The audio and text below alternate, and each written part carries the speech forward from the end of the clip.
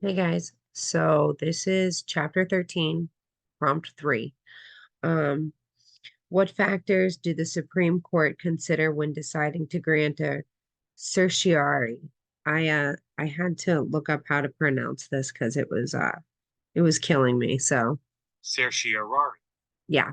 So we're just gonna call this to grant a cert for short, because so I don't murder it every time. Okay, so to start with, what is a writ of cert? Um, a writ of cert is a formal order issued by a higher court, usually an appellate court, to a lower court or tribunal, instructing them to submit the entire record of the case for review. I found an online article, and I liked the way they worded stuff better than our book. So that's what I'm pretty much going to be referencing. And of course, I'll cite it at the end of my video.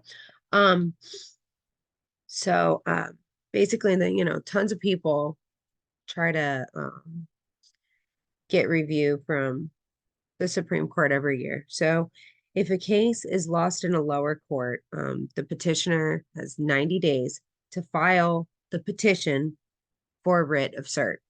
From there, clerks sort through tons of cases and decide which ones to put on a discuss list. If that case doesn't make it to the discuss list, it's automatically denied a cert. But now these cases have to meet certain criteria to even make it to this list. I'm going to read from this article because, again, I liked the way it worded things a lot better than the book. So it says, some common grounds for obtaining a writ of cert include significant legal or constitutional issues at stake, conflicting decisions among lower courts, or a need for Supreme Court to clarify, or a need for the Supreme Court to clarify or establish new legal principles. The court may also consider cases with significant societal or public interest implications. And then it says, these criteria help ensure that the Supreme Court is, using their time wisely.